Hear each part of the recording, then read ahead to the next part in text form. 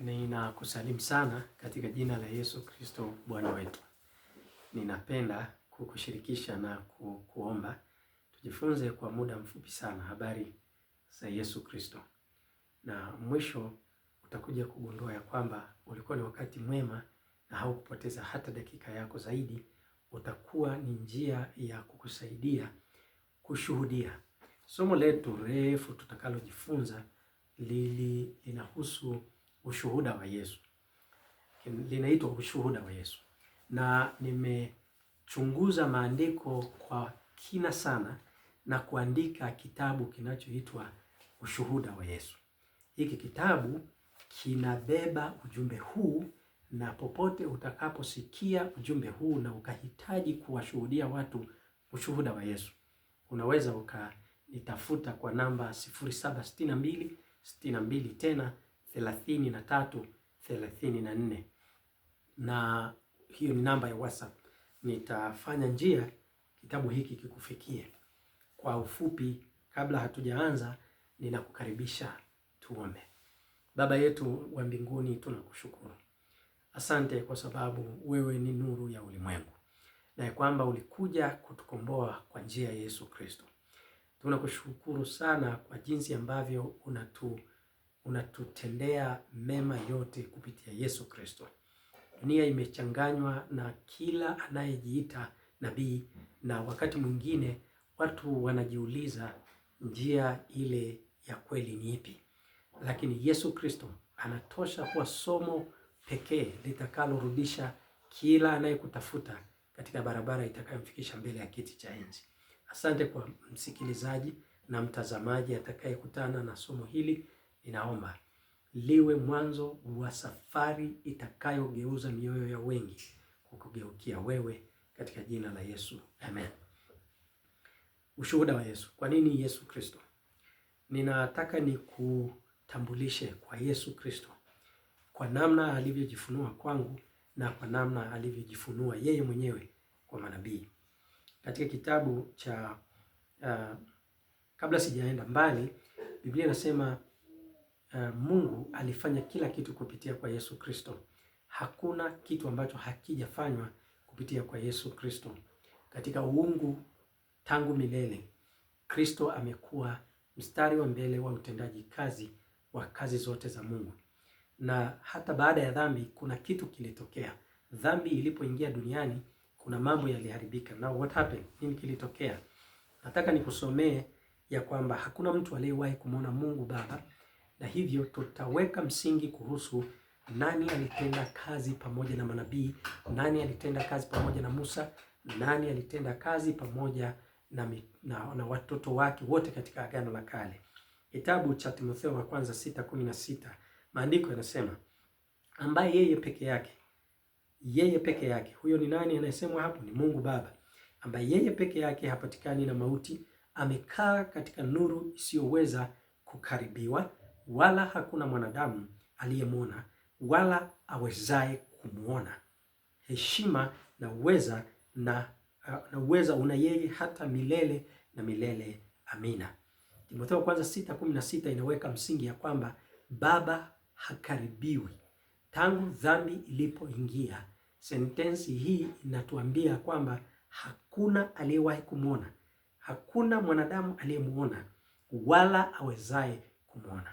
Hivi sivyo mambo yalivyokuwa tangu milele.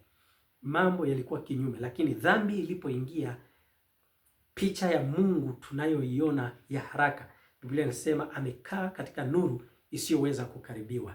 Unaosema sasa hili fungu linahusiana nini na Yesu? Nitasoma fungu lingine ambalo linamtambulisha Yesu Kristo kwetu kama njia iliyokuwa rahisi sasa ya sisi kuwasiliana na Mungu. Na Yesu tu ndiye aliyewahi kumwona Baba na Adamu katika hali yao ya ukamilifu.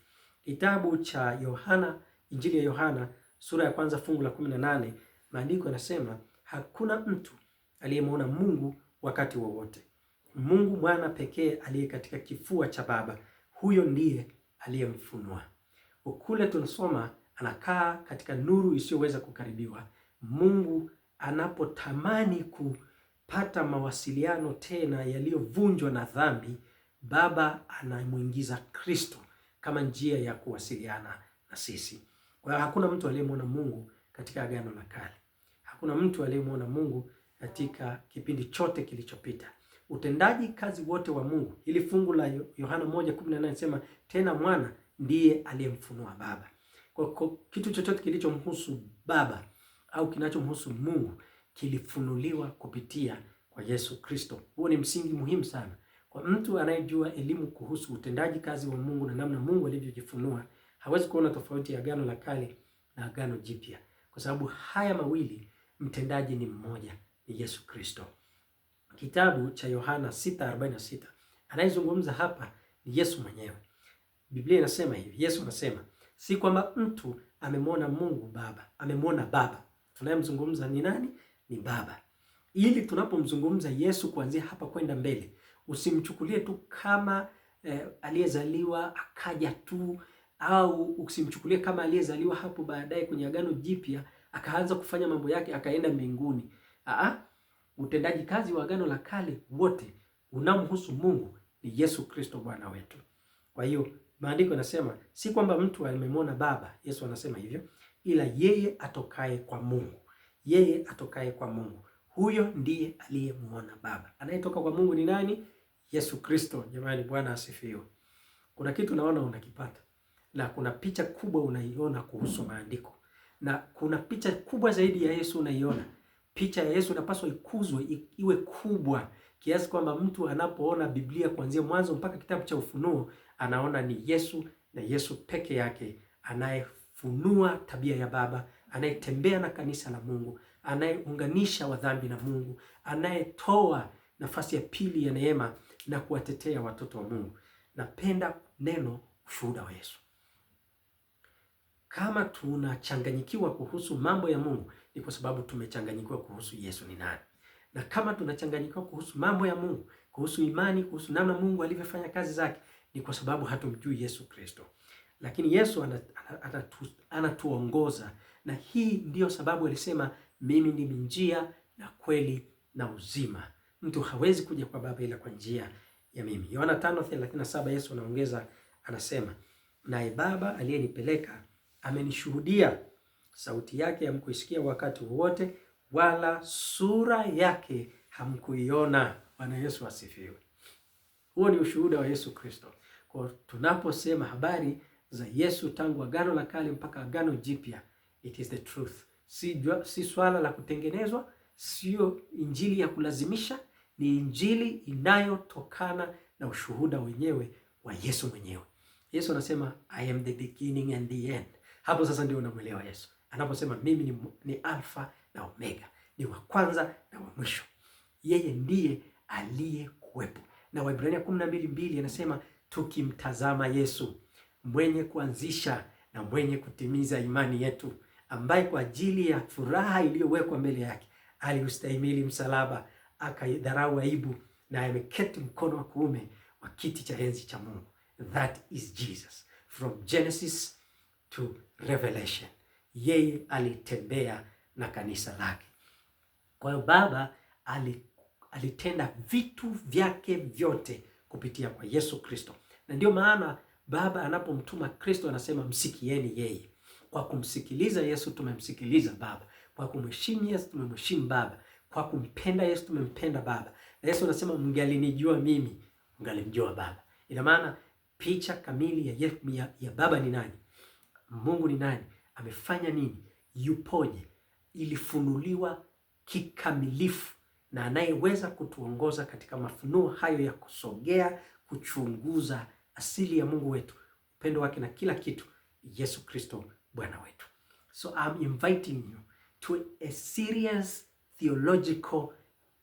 theological study of Christology, Yesu na injili iliyojengwa juu ya Masihi Yesu Kristo. Tutakuja kugundua ya kwamba katika Kristo kila mwanadamu anarudi katika njia moja. Katika Kristo kila mtu anayemtafuta Mungu watakutana na kushikana mikono. Katika Kristo kila asiyemwona ndugu mwenzake kwamba ni ndugu ataona ya kwamba kumbe sisi tulipaswa kutembea pamoja. Kitabu cha Wakolosai 1:15 inatuonesha ya kwamba Baba haonekani. Kitabu hicho kinasema, naye Yesu ni mfano wa Mungu asiyeonekana, mzaliwa wa kwanza wa viumbe vingapi? Viumbe vyote. Lakini kitabu cha Yohana wa kwanza 4:12 inasema, hakuna mtu aliyemwona Mungu wakati wowote. No one has ever seen the Father at any time except Christ. Now that means the plan of God has never been accomplished through any other way except Jesus. Na ndio maana Yesu anasema mbingu na nchi zitapita, lakini maneno yangu hayatapita, katika Luka sura 24. Kwa nini? Kwa sababu anasema Baba alikuwa ndani ya Kristo akiupatanisha ulimwengu na nafsi yake. Katika kitabu cha Wakorintho wa kwanza 5:10. Aliyekuwa ndani ya Kristo ni Baba. Kwa kuwa wale waliokuwa wanamuona mwana kama tu mwana wa Mariamu, au kama tu jina linalookoa, kama mwokozi, wanapunguza ukuu wa Yesu Kristo kutoka katika asili yake ya uungu. Na hapo ndipo tunapotaka kila mtu aelewe ya kwamba Paulo anasema katika Timotheo wa kwanza 2:5, anasema alikuwa yuna namna ya Mungu, akaona kule kuwa sawa na Mungu sio kitu cha kushikamana nacho, akajivua utukufu, akaja akawa kama mwanadamu. Alipotwaa asili ya mwanadamu, akashuka vizuri, akaenda kuwa kama mtumwa. Anasema alipokuwa mtumwa akajinyenyekeza zaidi, akaenda kufa mauti ya msalaba. Tukisema Kristo ni Mungu, hata jina lake anapotambulishwa na Mariamu na malaika kwa Mariamu kwamba huyo ni Immanueli, kitabu cha Mathayo 1:23 anasema utazaa mwana, ataitwa Immanueli, yani Mungu pamoja na sisi. That was God with the prophets. Alikuwa Mungu pamoja na manabii, Mungu pamoja na kina Musa, Mungu pamoja na watoto wake. Na hii ni nzuri zaidi kwa sababu tutakuja kugundua instances nyingi ambapo Mungu Kristo alifanyika mwili bila kuzaliwa, and that's how Jesus is magnificent, is glorious, and we love to share the story of Jesus. Kwa hiyo tunatamani umwelewe Yesu kwanza. Yesu anasema kwenye kitabu cha Yohana 5:41 kwenda mbele, anasema mngelimjua Musa, anasema mngelimwamini Musa, mngeliniamini na mimi, kwa sababu Musa aliandika habari zangu. Kwa hiyo hakuna nabii hamjui Yesu, hakuna nabii hajakutana na Yesu. Na ndio maana Yesu anasema mimi ni Mungu wa roho za manabii. Katika kitabu cha Ufunuo wa Yohana anasema he is the God of the spirit of the prophets. Na kwa sababu gani? Mawasiliano kati ya Mungu na mwanadamu katika milele yote, pamoja na kwamba Roho Mtakatifu anahusika, lakini the medium, yule aliyetembea nao, aliyeongoza safari zao, aliyewaagiza na kuwaita, aliyemfunua Mungu kwao, ilikuwa ni Yesu Kristo. Kitabu cha Zaburi 104 fungu la 2. Nisome Timotheo wa kwanza 1:17, nasema sasa kwa mfalme wa milele asiyeweza kuona uharibifu, asiyeonekana, anayezungumzwa hapo ni Baba, Mungu peke yake, iwe heshima na utukufu milele na milele. Amina. Kwa sababu ya kutokuweza kuonekana kwa Baba, Kristo anakuwa na nafasi kubwa sana ya kutambulishwa kwetu kama Mungu pamoja nasi.